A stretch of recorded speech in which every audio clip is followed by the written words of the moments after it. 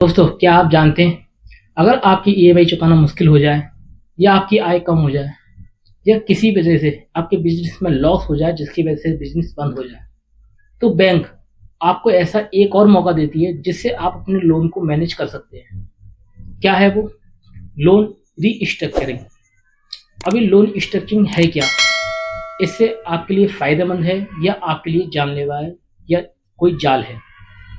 तो यही सारी चीज़ें, लोन स्ट्रक्चरिंग क्या है, कैसे काम करती है और किन विकल्पों में ये हमको दी जाती है, ये सारी चीज़ जानेंगे इस वीडियो में।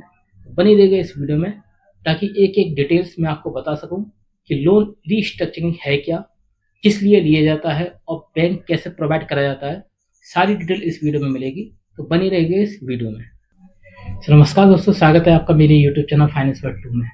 और मैं हूं आपका होस्ट ललित, जहां मैं बात करता हूं personal finance, investment and loan के रिगार्डिंग टॉपिक के बारे में। अगर आपने चैनल सब्सक्राइब नहीं किया तो सब्सक्राइब कर लीजिए ताकि आगे आने वाली कोई भी पर्सनल फाइनेंस के रिगार्डिंग कोई भी वीडियो हो वो आप तक तुरंत पहुंचे। और आज का जो हमारा टॉपिक होने वाला है ना, वो होने वाला है लोन रीस्ट्रक्चरिंग के बारे में कि ये लोन रीस्ट्रक्चरिंग होता क्या है, किस लिए होता है, क्यों बनाया गया है और किस कारण ये लोन का पिकअप हमें दिया गया है और क्या ये आपके लिए सही भी है या नहीं है। सारी चीज़ हम इस वीडियो में देखेंगे, तो डिटेल बाय डिटेल आप देखते रहिएगा और बने रहिए इस वीडियो में लास्ट तक। तो दोस्तों, सबसे पहले तो ये जानते हैं कि लोन रीस्ट्रक्चरिंग है क्या। देखिए, आप जब भी बैंक से लोन लेते हैं या फिर किसी भी अन्य शाखा से लोन लेते हैं, किसी भी तरीके का, चाहे वो एनबीएफसी से ले लो, कोई भी आप अगर लोन लेते हैं ना, तो उसकी जो टर्म्स एंड कंडीशन होती है उसको आप बदल सके, इतनी पावर होती है लोन रीस्ट्रक्चरिंग में। एक्चुअली में होता क्या है कि इसका मकसद ही यही होता है कि कोई भी, जिसने भी, आप अगर मान के चलो ईएमआई नहीं चुका पा रहा ना, तो कोई भी व्यक्ति लोन आसानी से चुका सके और वो आपका लोन परफॉर्मिंग एसेट्स ना बने। यही इसका मकसद है। अब इसमें होता क्या है कि क्या कर सकता है कि आपकी जो ईएमआई होता है ना, ईएमआई को भी एक तरह से ही कम कर देगा। अगर 20,000 25,000 ईएमआई है तो हो सकता है वो 15,000 भी कर दे। ये पावर होती है इसमें। क्या होती है, बस लोन की अवधि होती है वो भी बढ़ा देता है थोड़ी बहुत, ताकि 5 साल की जगह 8 साल कर दे। शुरुआत में ही करते, लेकिन अगर आपको प्रॉब्लम आ रही है तो ये प्रॉब्लम आती है, तो लोन रीस्ट्रक्चरिंग का फायदा उठाया जाता है। उसके बाद क्या होता है, जो आपका इंटरेस्ट लगता है ना, ब्याज वगैरह, वो भी ये कम कर देता है अगर आपको ज़्यादा ही प्रॉब्लम आती है तो। और फिर क्या होता है कि कुछ समय तक कभी कभी ऐसा होता है कि हमारी नौकरी चली जाती है और नौकरी नहीं लग पाती है, तो उस रिगार्डिंग में ये क्या करता है, लोन रीस्ट्रक्चरिंग, कि आपकी ईएमआई को बंद कर देता है कुछ महीने के लिए, 5 महीने 6 महीने के लिए, जब तक आपकी नौकरी नहीं लग जाती। तो ये फायदे भी होते हैं लोन रीस्ट्रक्चरिंग के। अब कभी कभी ऐसा होता है कि लोन क्या करते हैं आदमी, कोई होम लोन ले लेता है, कोई कार लोन ले लेता है, 3 4 लोन अगर एक साथ लिए बैठे हैं ना, तो ईएमआई अलग अलग भरने में उससे प्रॉब्लम आती है। अब जिसकी वजह से अगर दिक्कत आती है, तो ये लोन रीस्ट्रक्चरिंग करता क्या है कि सारे लोन को एक साथ इंक्लूड कर देता है ताकि आपको सिर्फ एक ही ईएमआई देनी पड़े। ये है इसका पावर, और इससे इतना बदलाव कर सकते हैं।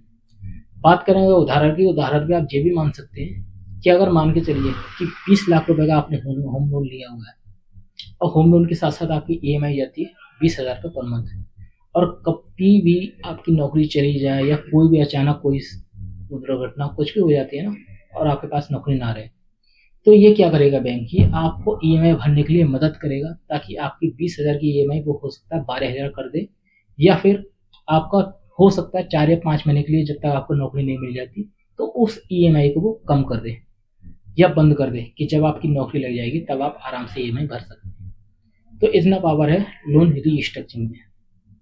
तो अब आप समझ गए होंगे कि लोन रीस्ट्रक्चरिंग है क्या।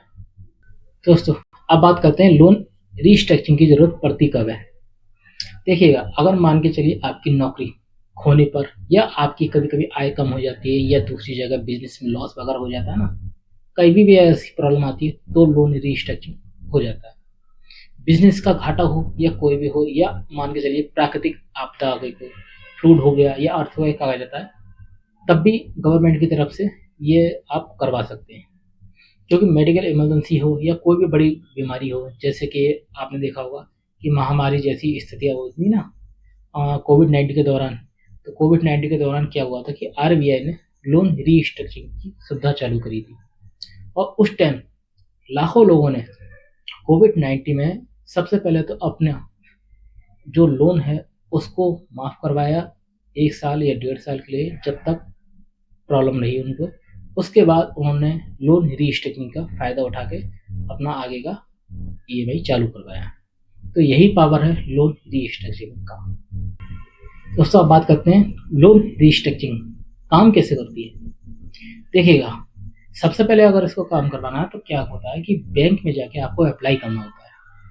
अब अप्लाई कौन करेगा? जिसने भी होम लोन लिया है, कार लोन, कोई भी आपका लोन लिया है ना, अगर वो उसको नहीं चुका पा रहा है सही ढंग से, तो वो बैंक में जाएगा, इसके लिए अप्लाई करेगा, अपनी सारी कंडीशन, सारी स्थिति बैंक वाले को बताएगा, उसको समझाएगा कि मुझे ऐसी ऐसी प्रॉब्लम आ गई है, मेडिकल इमरजेंसी है कोई भी, जिसकी वजह से मैं ईएमआई नहीं भर पा रहा हूँ, इसके लिए मुझे कोई सुविधा बताइए। तब बैंक वाला ये सारी चीज़ समझेगा और समझ के तब आपके लिए लोन रीस्ट्रक्चरिंग का ऑप्शन चालू करता है। इसमें ये भी हो सकता है कि बैंक आपकी क्या करता है, रिपेमेंट कैपेसिटी चेक करता है, जैसे कि इनकम हो गया, जॉब्स का स्टेटस हो गया, ये बिजनेस वगैरह जो भी हो गया, इसकी सारी रिपोर्ट देखता है, उसके आधार पे आदमी इसका रीस्ट्रक्चरिंग का ऑप्शन चालू करेगा।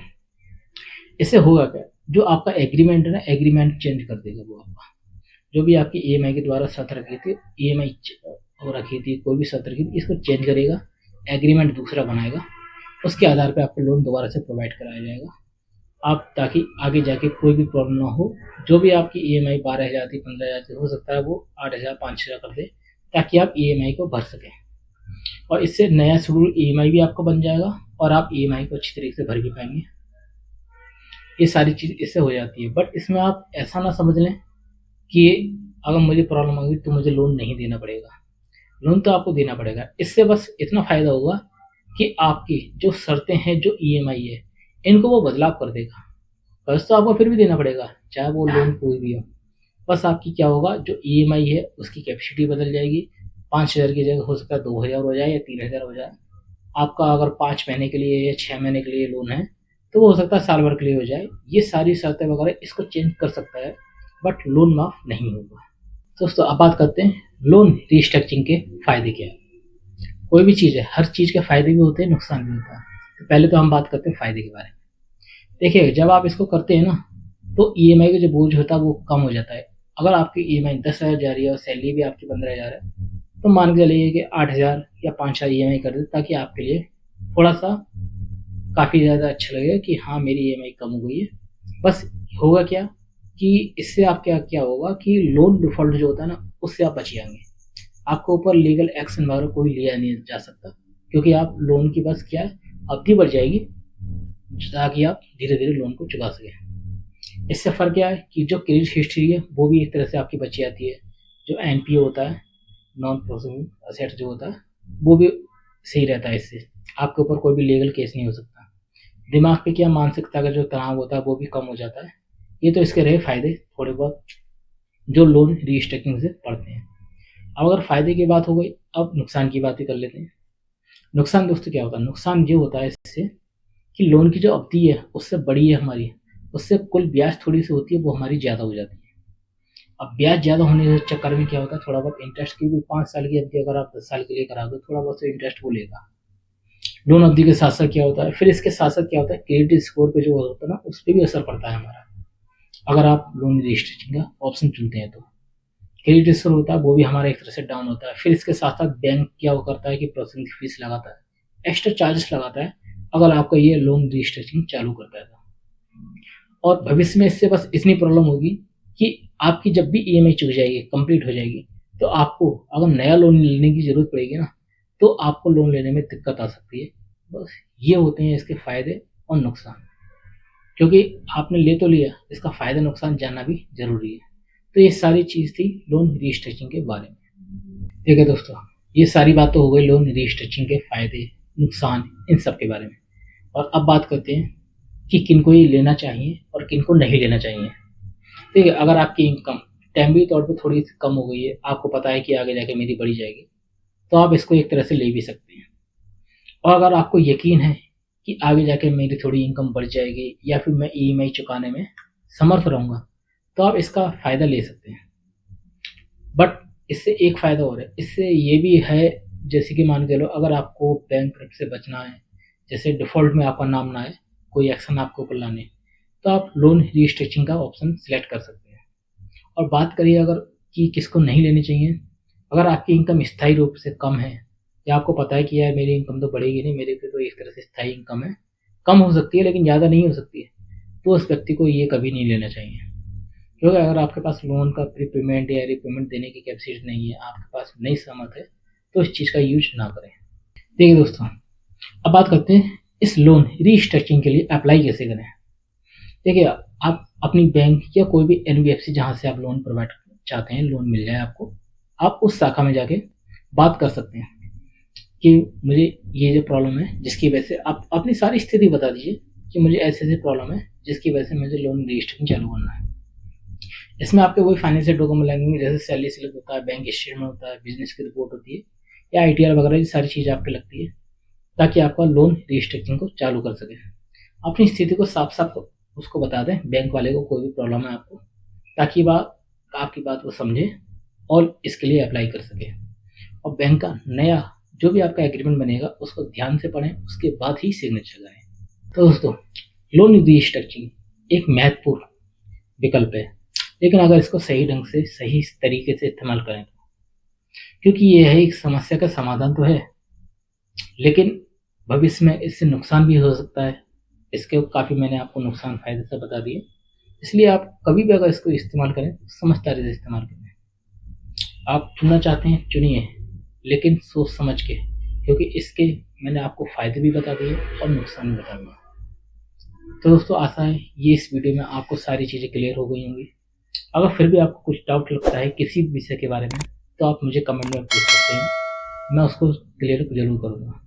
तो अगर ये वीडियो आपको अच्छा लगा हो तो लाइक करें, शेयर करें और चैनल को सब्सक्राइब जरूर कर लें, ताकि आगे जो भी मैं पर्सनल फाइनेंस इन्वेस्टमेंट से जुड़ी कोई भी टॉपिक डालूँ आपको तक तुरंत नोटिफिकेशन पहुँचे। तो मिलते हैं अगली वीडियो में, तब तक के लिए धन्यवाद।